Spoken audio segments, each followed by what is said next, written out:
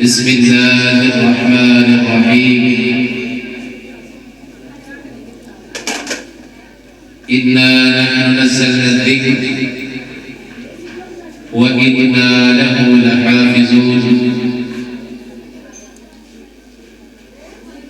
आज की बहुत ही अजीम और बाबरकत महफिल जिसमें आप अपना कीमती वक्त निकाल कर तशरीफ लाए हैं, मैं आने वाले तमाम मुअज़्ज़िज़ मेहमानों को दिल की अथाह गहराइयों से अहलन व सहलन व मरहबा कहता हूँ। आज की ये महफिल खुसूसी तौर पर हिफ्ज़ुल कुरान मुकम्मल करने की खुशी के अंदर हमारे बेटे अबू उबैदा बिन मियां अब्दुल वहीद साहिब उसका कुरान मजीद मुकम्मल होने की खुशी में ये तकरीब सजाई गई है। हम इस तकरीब का आगाज बाकायदा तौर पर कलाम अल्लाह से करते हैं, तो मैं अपने मुअज़्ज़िज़ मेहमानों से और अपनी माओ बहनों से निहायत ही अदब के साथ इल्तिमास करता हूँ, कुरान मजीद की तिलावत शुरू होने से कबल खामोशी इख्तियार करें, नहायत ही अदब के साथ, एहतराम के साथ और खामोशी के साथ कुरान को सुना जाए, रसूलुल्लाह सल्लल्लाहु अलैहि वसल्लम के फरमान को सुना जाए।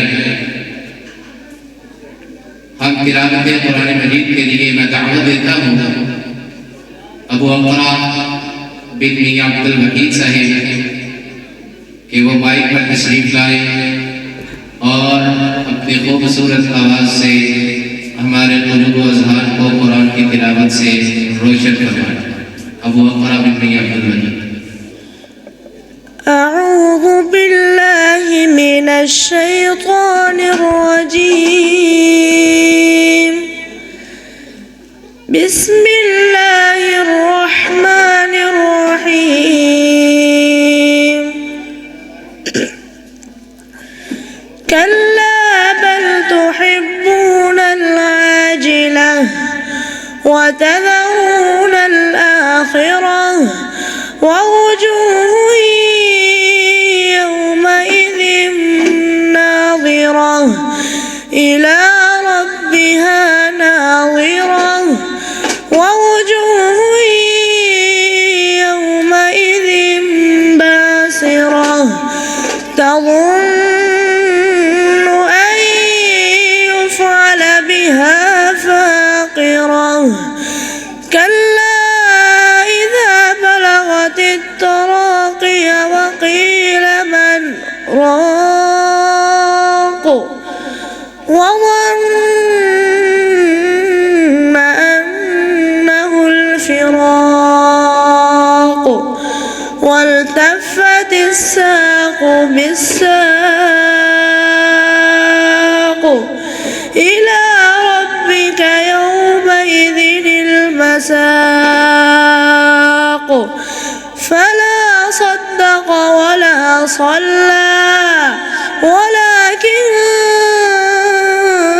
كذب وتولى ثم ذهب إلى أهله يتمطى أولى لك فأولى ثم أولى لك فأولى أيحسب الإنسان أن يترك سدى ألم يك نطفة من مني يمنى ثم كان علقة فخلق فسوى فجعل منه الزوجين الذكر والأنثى أليس أليس ذلك بقادر على أن يحيي الموتى